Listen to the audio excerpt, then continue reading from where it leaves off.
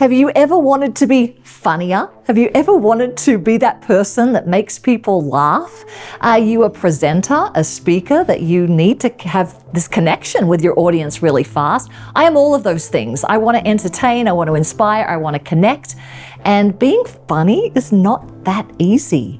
Do you agree? Put your comment in the chat here. I don't think it's easy, but I've brought in Steph McHugh, who is an extraordinary stand-up comedian and writer, and she is going to help me get my next keynote be that much funnier. And as she coaches me, she's going to be able to coach you as well. So the tables are turned. I'm in the hot seat today, getting coached by Stephanie McHugh.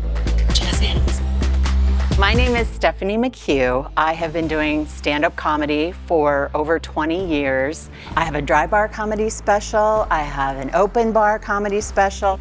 I am a regular headliner with Moms Unhinged. And I am also starting to do more keynote speaking on how people can add humor to their presentations. Hi, Steph, how are you? Great.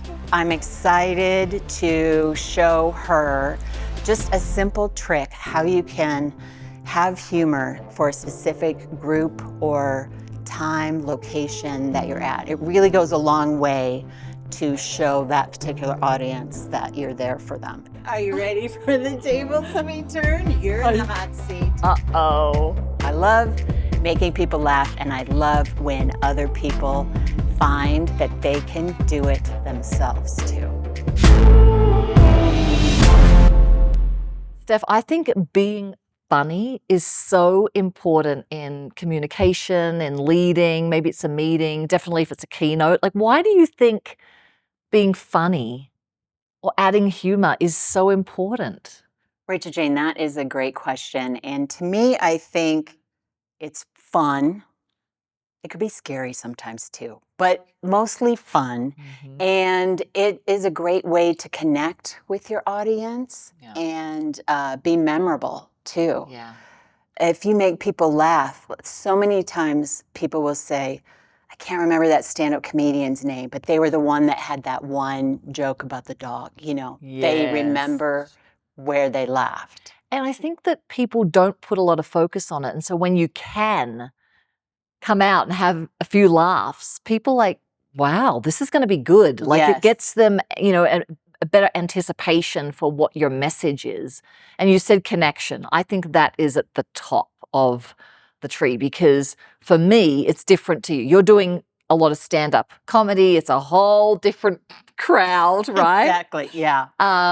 But for me, I'm there to deliver a keynote and create a connection in the room. And I was saying to Dada actually the other day, it's like, I think people are bringing me in, not just because I have a lot of skill in stagecraft and being on stage doing the speech, but I can get their audience together, feeling like they're one cohesive unit really fast. Absolutely. And humor, I think, does that more than anything, doesn't it? It does. It's very efficient at that. It's good for that. It is. So I sent you one of my keynotes, and I asked for this. Would you come in and coach me on being funnier? And you had this great idea for a particular way that you can come up with some new material in each keynote that you do. Can you explain? Yes. One of the things that I think gives you a lot of bang for your buck for making people laugh is if you can come up with something for that group at that time in that place. Yeah, so it's not going to work any other time because it's just for you guys right there. So they really appreciate, like, oh my gosh, this isn't just you're not can't, but you know, you've gone thinking about us. Absolutely. It goes a long way. Yeah. And for me too, like if you're on the road a lot doing stand-up or on the cruise ship, sometimes you have 13 shows in a week. It can get hard. So you want to think of something that's going to make it new and fresh for you that time. So when you're saying it, it's a risk. So I already in my keynote have about 3 laugh lines in the first minute and a half. Perfect. And I don't want to go off script because I know they're going to work. That's how I kind of do. But sometimes I might say something as they've introduced me, or I'm really good friends with the host or something like that. So I'm thinking about a speech that I have. I gave you what I'm thinking of doing, and it is for the Soulful Leadership Retreat in Orlando coming up. I've spoken there once before. I love the group. I love the hosts, Mark and Renee Porteous. And so we're going to use that one. Yes. And you're going to help me come up with something. We're going to do it together. I don't know what the hell's going to come out, but you're going to teach me. And I think this will be helpful for other people because they could use what you're going to share to walk into a coffee shop and be funny with the person there, or on a date or something, I presume. Or maybe you don't try this on a date. She's just like, don't. Or do your first minute of 3 bang them out funny jokes and then try. That's what I was thinking about you. If you have 3 tried and true that you know are going to work and you really want to make sure those land, then I would say do those up front. Right. And then go, okay, play a little bit. Now they know you're funny. And I of course, and now you've kind of gotten them, and they're going to expect it a little. They won't be surprised. Because one thing I think speakers might have that comedians might not is they might not know they're supposed to laugh. So we'll go over that too. I would love to hear how you do that, to give the group permission to laugh when they should laugh. Exactly. I do see some people, we train speakers and they're trying to do humor, but they haven't actually given us the permission to laugh. So they're saying something and it's the awkward silence. So we'll get to that. And some other things just to help people get funnier, I think would be really fun. I love it. To do it. That's why I'm here. So I've got the event coming up and the keynote. So how would we start coming up with something for the Soulful Leadership Retreat speech? This is how I usually do it. So I go by the location, Orlando, and Walt Disney World. Did I say that right? You see Disney World from the top of the hotel. And it's also the location it's a golf course. Oh, so there might be something funny about that because there's a golf course. It's Reunion, I think, and it's kind of in the middle of nowhere. And one thing that's quite challenging is, well, some of the lucky people are in the hotel, but the rest of us, which is me, have to get on a golf cart or something like it to get to our room because it's all these probably timeshare. Yeah. So it's in kind of an interesting place. It's not just like a Marriott. So that's great to know. So is that what you mean by location? Yes. That's going to be something specific to this event. I'm already feeling a little I don't even know what I would say, but there's a humor to it because it's so strange. Yes. That you would get on this thing and travel 4 minutes in a bus to get to your hotel. Exactly. Okay. In the book, Judy Carter, the stand-up comedy book, that's what I read when I first started doing stand-up. She talks about, what do you love, hate, weird, scary? Okay. So it's kind of weird. Weird. That's kind of weird. You wouldn't normally do that at conventions. And so I'm also thinking of what are 2 things that might be the same, because you have Disney World right there. So do you want to do that? But you know your audience better than I do. Well, we're definitely not there for Disney World, and people have come in from all over the country. But we are aware it's there. So I do think we could put that in play for humor, that Disney World is there and we're right across the road, but we can't quite get there. The golf course is in the way. But maybe if we stay on that bus long enough, we'll end up at freaking Disney World. So that's in play. Yes. So that's close to that. How I get to that, like you are already starting that, is I go online and just do a little bit of research. Like what I went and when you told me where you were going, I looked at the website for soulful leadership and saw, kind of the key words and what people are going to take away from that and everything like that. Would that be under location too, the kind of group? Yes, I think so. Okay. 100%. Okay. Yes, especially keynote speakers. Yeah. Can I tell you a little bit about the group then? Please do. Because you're going to help me come up with these lines. So it is a group of people who are in the industry of coaching, transformation work, running retreats, a lot in the personal development space, spiritual development space. Okay. Business coaching space potentially. We've all been on a personal and spiritual development path for a long time.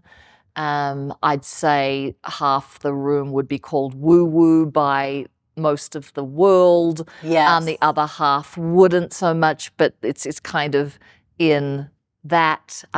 Because of that, I did write a joke for them last year. Okay, let me hear it. Which I now use. Perfect, because it worked, right? Which is people judge me as being woo-woo. Yeah. And I shared what woo-woo actually means because I went and looked it up, actually. I went up and looked up what's woo-woo, and I say it's, it's unscientifically proven, unconditional ideas. I'm like, well, of course that's me. And it's kind of ahead of your time. And so I make this joke about, it's like really about ahead of our time and how hard that was for me to claim until someone said, oh, RJ, you've always been ahead of your time. You were eating avocado on toast in the 90s. Perfect. Because I practiced what you had taught me years ago, which was at the end, surprise them with something you don't think they're going to say. Yeah, they're going to think a friend has said, oh, you've been a visionary all of the time because look at what you've done with your business. Instead of, you've been eating smashed avocado on toast in the 90s. Yes. So I use that because it worked. So I'm just putting that in because there's some spiritual woo-woo connection. So I probably will use that again. Yes. And they're all running their own businesses. So there's a whole entrepreneurial thing. Right. And many of them know each other from years prior. And Mark and Renee, who run it, are the most lovely, compassionate, service-oriented people. I'll stop there. So I love that you've said that a couple times about them. They sound wonderful. And you love avocado toast. I do. Yes. I can't believe you did that in the 90s even. Did I know about avocados in the 90s? So you made a list and people, I think, sometimes try to be funny right off the bat. And there's kind of two parts. And that was perfect what you did. You're just kind of listing out some of the characteristics, or sometimes I'll go like the golf carts. I would say pains, even though it's not necessarily a pain, but it's something different. Like if you need to get to the convention center or go back to your room, you're in a golf cart. It's humid. Maybe I did Google. It's humid and hot in Disneyland too. Yes. Sometimes I'll say this humidity in Colorado. I do not look this good. I'm 73 years old, but I look so plump and nice in this humidity. Totally. Again, too. It's just one little line. It's an extra just thing. take a little tiny try. We're not trying to do a whole stand-up comedy thing. And that, Rachael-Jayne, you're a perfect example. It worked, so you have found a way to incorporate it into your signature speech and then keep going. So you just kind of build on it a little bit at a time. And misdirect is perfect. It's a basic setup punchline. So you're going one way, the audience thinks, and then you say something. That's the misdirect. Got it. I am so excited. I just touched my mic. That's how excited I am. I'm going to be a grandma for the first time. And so I couldn't tell my family for a long time. So I was talking about it on stage.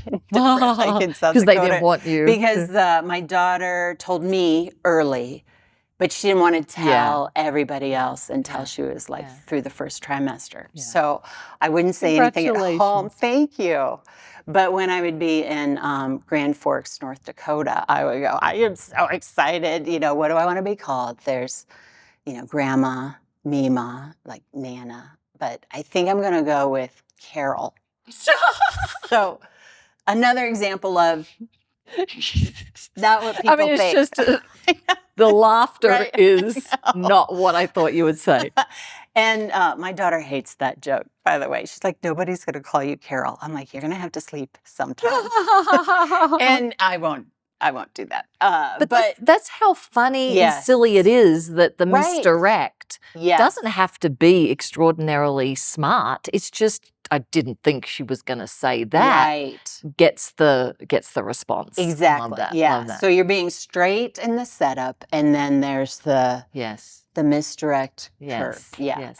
So you were saying location. Let's go back to that. So Location. we've got this speech. Mm-hmm. We've talked about location. Is there anything else you need to know from me? You did a great job too. The event. I mean, I think most keynote speakers that will be listening to this, what are the event that they're speaking at? And you said they've been on a spiritual journey for a long time.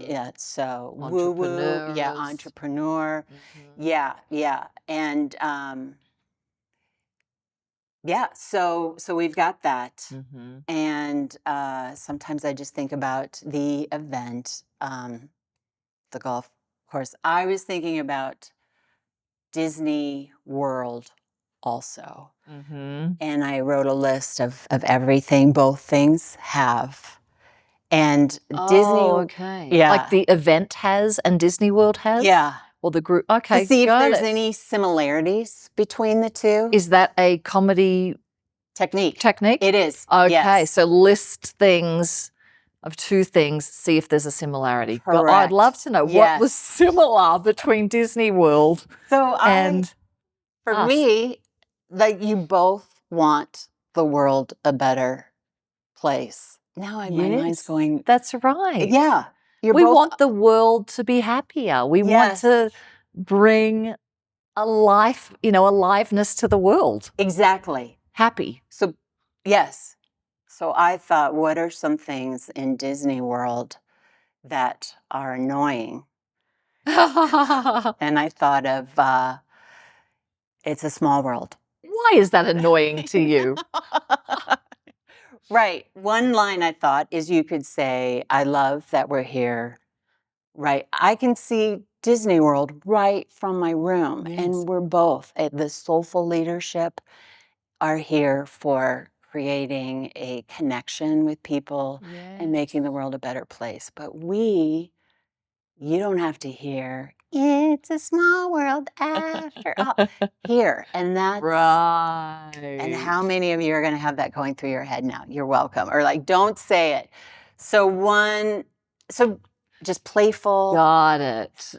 So you got the list.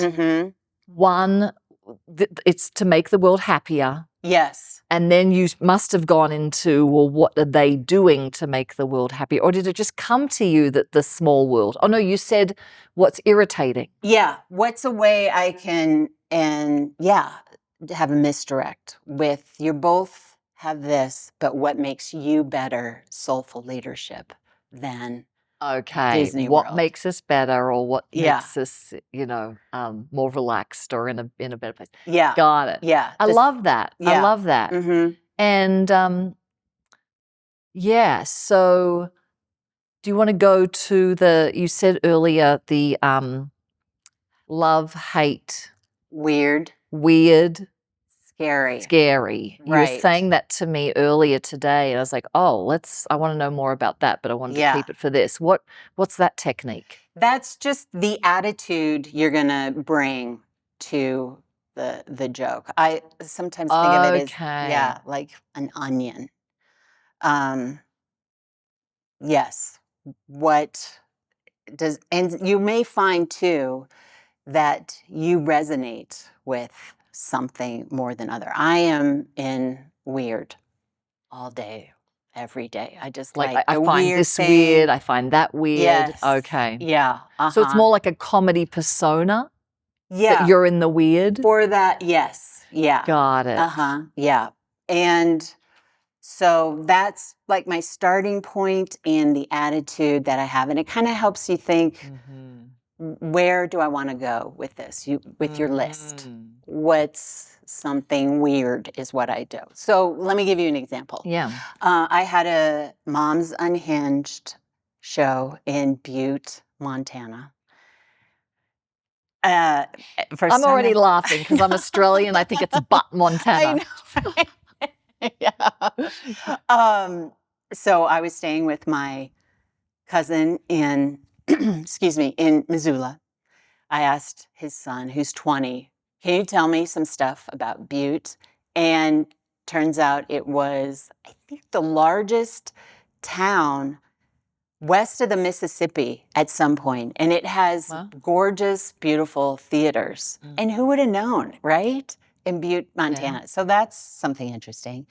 And he said Missoula is kind of liberal and Butte is more blue collar. So there's another good to know, you know, like you can make fun of Missoula. Wherever you're at, make fun of the neighbor. Find, you know, so I'm using locations for example, but like if you were in New York City, you wouldn't make fun of New York City, you'd make fun of New Jersey. Got it. Yeah. Got it. Yeah. Yeah. Here in Loveland, you'd make fun of Boulder. They would make fun of us. Exactly. Make fun of the neighbor. Yeah. Don't make fun of the audience. And when we're saying make fun of, I just want to say, this is all in good fun. Yes, in jest. You have the attitude. You need to bring the attitude, because if you don't, it's not going to hit hard enough. But I'm never here to make fun of people or anything like that. Don't bring that energy to it. So okay, so back to Butte. So you were doing back to Butte. He said, he goes, they have the only Taco Bell that serves liquor. I'm like, there we go. That is it. That is comedy gold right there. I don't know where you're going to go with it, but that's just funny hearing it. Yeah.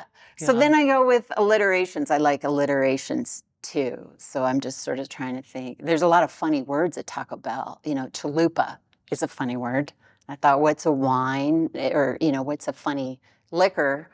So I literally told them what I'm telling you. I'm like, I asked my that's funny. nephew what was going on, and he said, Butte has the only Taco Bell with liquor, so we're all going to Taco Bell after the show to get a chalupa and a Chardonnay. Who's with me? And you just kind of get them all. That's right. So the funny and the connection. Yes. Yeah. Love that. Yeah. Love that. So you're thinking the weird. And for me, you know, I think about what would I do? Like, I love these kinds of things, or I hate these kinds of things. Weird or scary. Yeah. To me, my personality would be like, well, I'm going to go with love, because I can't think of anything that I hate. Don't fight it then. Love is, there's nothing wrong. But here's the thing. I'm playing this. I'm wondering. You're my coach here.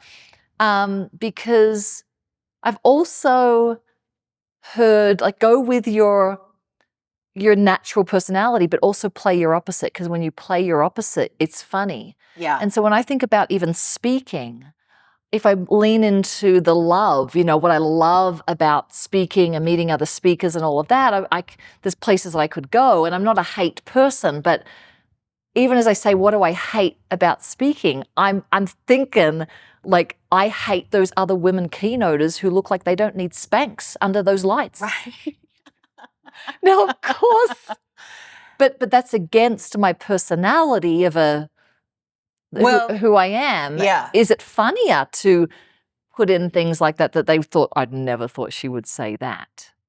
I mean, you could say, I love those women who don't look like they even need Spanx. Are you kidding me? So you could play you're with saying it, but love. Yeah, but I really mean hate. Yeah. And I yeah. don't hate, of and course. you don't, but again, too. Right. got it. Yeah, yeah. And so one thing that I always ask myself is this going to hurt anyone in the Yes. audience? Yes. You wouldn't want to. Yes. It's called sort of punching Yes. down. Like, Yes. and so, for example, I know I've done stand-up like when I was with Awaken. We would Yes. practice the first 5 minutes Yes. of our speech and the last 5 minutes of our speech. Yep. And so I would kind of tease data for that. And he has done stand-up comedy himself. Yes. And he is in charge along with you. Yeah. So I knew that would be okay. Yeah. I knew he would have a sense of humor about it. Yeah. I would not, even if the person next to me who's just starting, I would not bring it up for her. Yes. Because that could be potentially, put her on the spot. Right. So you just, in my head, I'm always going through all So of those if there things was too. some woman who was just like, buns of steel, does not need any spanks ever, Yeah. and I say that, do you think that she would get that I'm not meaning I hate her? Or do you think I need to do like another line of, Yeah. well, and Steph got up, so and she obviously doesn't, but we all love. We'll allow Steph to be as hot as she is. Yeah. Do I have to bring that in, or does it really depend on who it is, what my relationship is with them? I mean, sometimes it can't be just my relationship with them either, because the group might be like, oh, did she say that about Steph? Because Steph has buns of steel. And yes.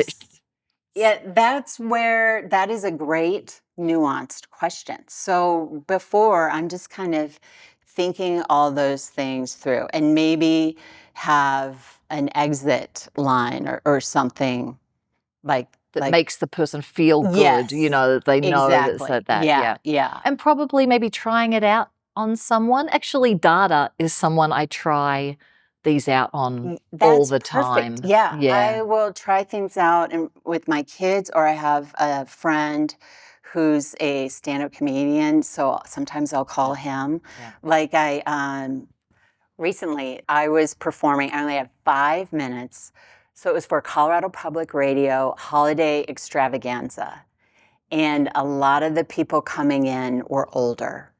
So I kind of wanted to run this joke by, I called my friend Warren, another comedian. Doesn't have to be obviously another comedian, someone that's going to give you good feedback on, like my kids whether they will be offended? Whether they be offended or even if it's understood. Like a lot of times my kids will go, I see where you're trying to go, but you're not there. And a confused mind isn't going to laugh. So you just want to make sure you've got it concise. Got it. So I thought I was going to do that joke. And then he said, are they old? I go, well, they're more of a Holland Cruise Line group than a Carnival cruise line. And that got a big laugh. It's not right now because we don't go on cruises that much. But again, too, it just goes for that specific audience. Because they go on cruises. They go on cruises. Yes. They knew it. They were okay with me teasing them about how old they were. A little bit like, are you on Facebook or TikTok? In the sense of like, so if you're talking about something, you might be able to make that. How can I say I'm old how can I tell you how old I am without telling you how old I am?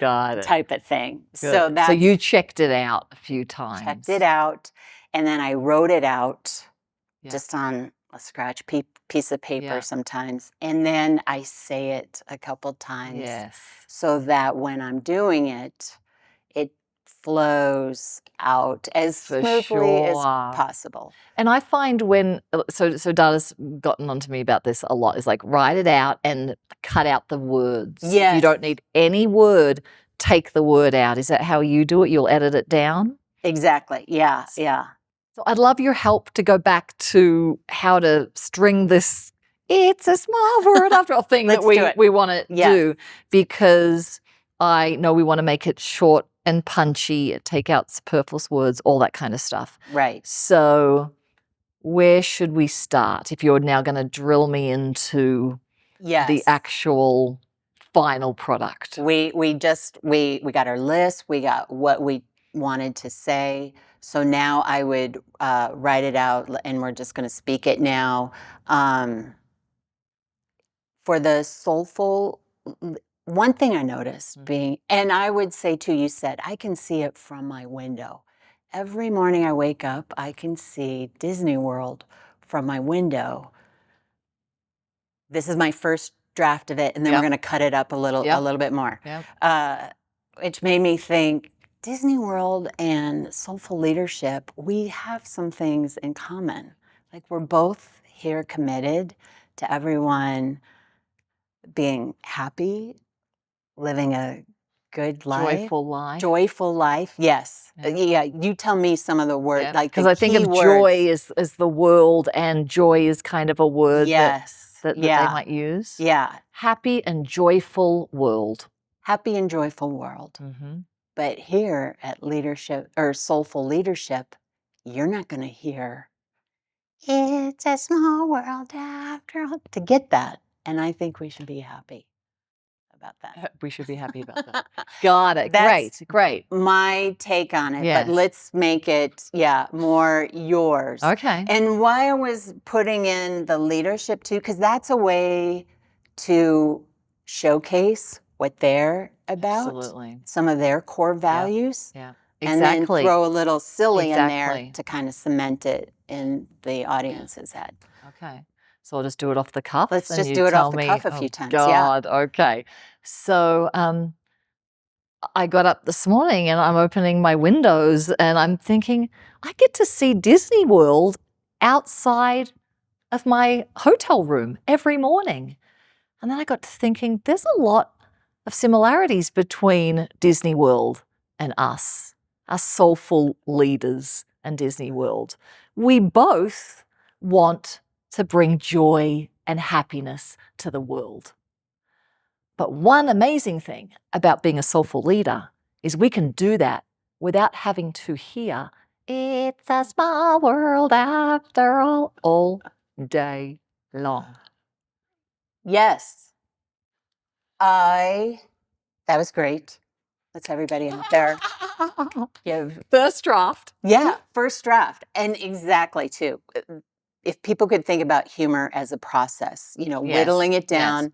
We're researching, now we're getting it and we're whittling it down. One thing I feel as I'm saying it is it could do with some more redirect, because I'm kind of like happy and joyful and I could be a little bit more serious.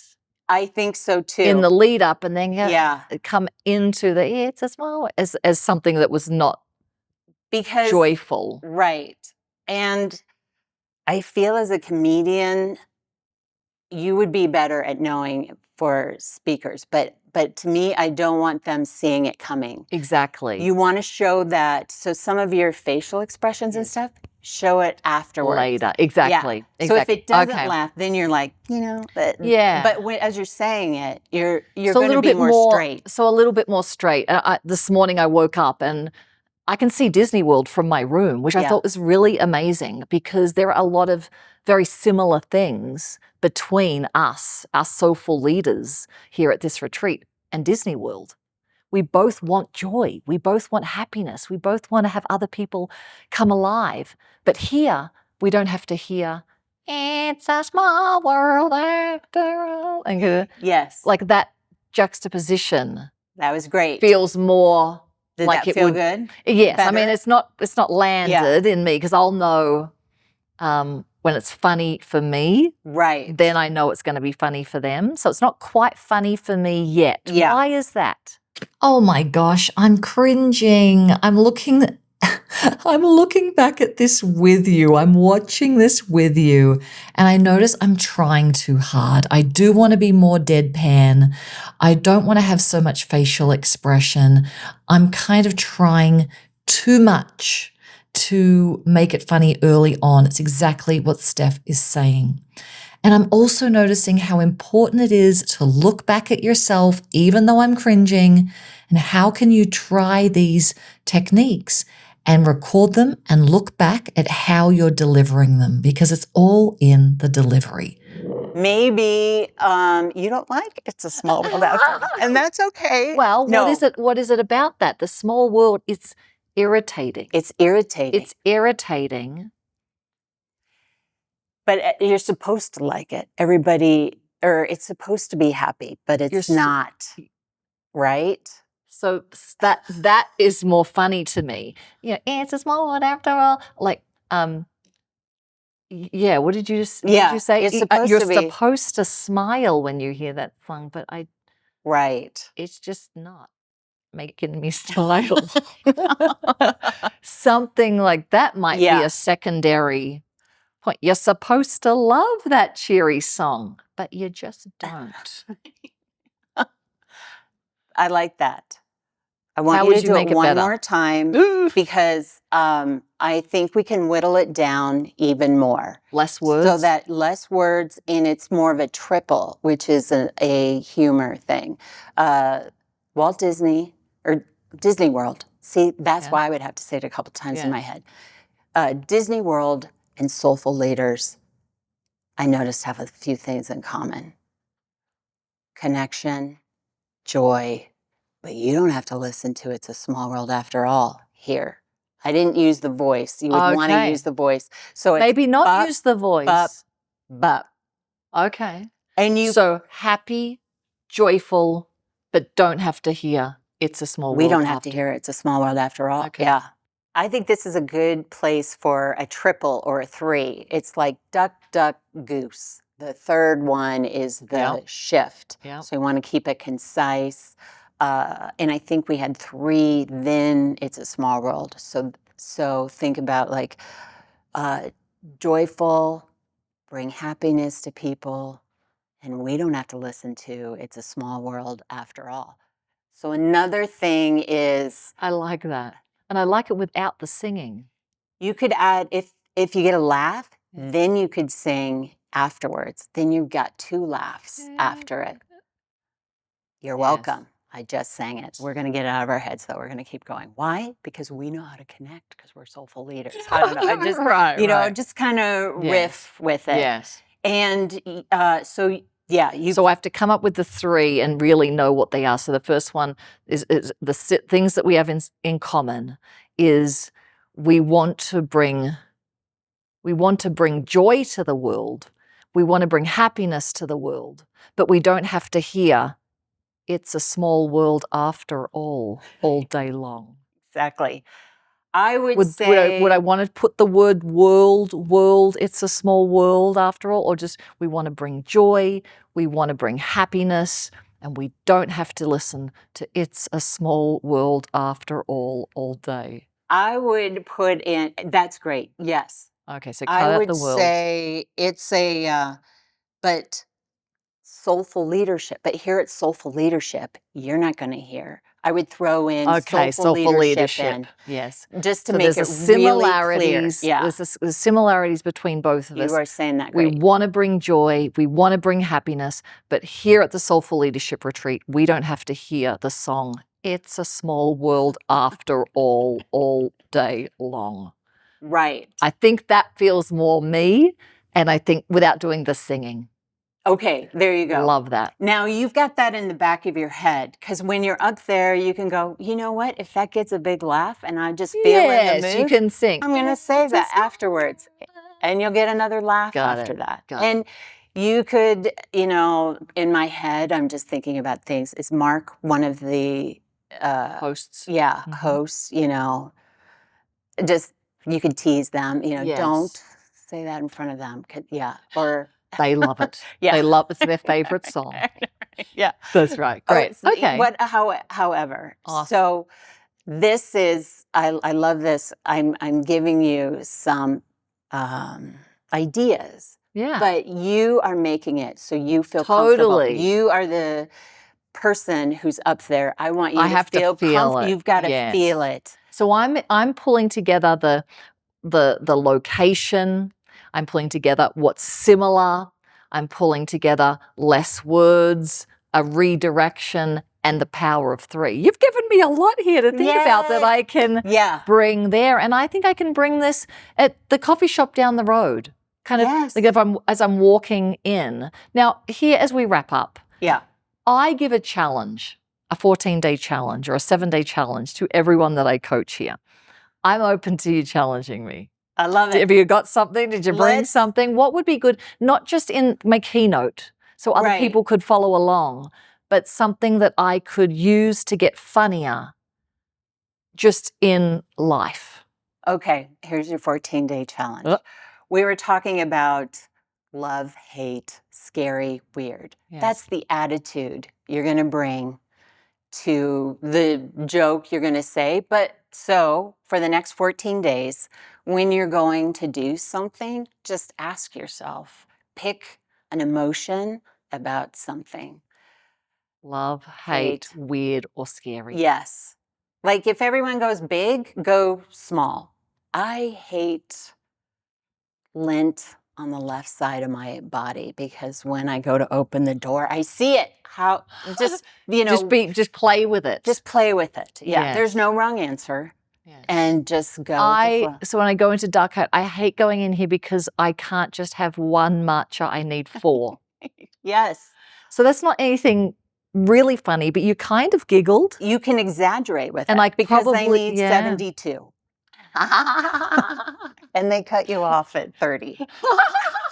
So if 4 wasn't quite big enough. Great. Oh, okay. So go a little bit bigger. So play with that and see if I can make everyone laugh while doing that. I am up for that challenge. I love it. Thank you so much. Thank you for coaching me there. I am now even more excited about the keynote for the Soulful Leadership Retreat. I'm over the road from Disney World. Yes. And to play with this 14-day challenge. So I'll let you know how it goes. It's something great that you can take. It's going to be different at the next time you do a keynote, but you are coming up with something specific for that audience. Special. Yeah. It goes a long way. Thank you. Thank you. Well, that was fun. Did you have fun? Make some notes for yourself. If you liked this video, give us a like and subscribe to this channel for more episodes. I am ready for this challenge. I love it. How can I come up with things on the fly to make people laugh? And I hope that you watching this episode has made you even more want to join us here for Spiritual and Successful, our event that's happening this year. I will put the link in the description below as well.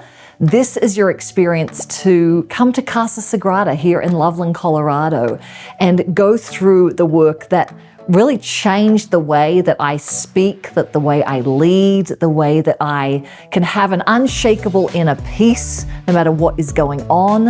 And I want to share with you the best unshakable presence practices that now over 15,000 people around the world have gone through. So look at the description, click on Spiritual and Successful, your special invitation, and consider joining us. I'll also put in the description Steph's free gift that she has left you if you want to get funnier, and Judy Carter's book that she mentioned as well. Have a wonderful rest of the day, and we'll see you next week on Spiritual and Successful.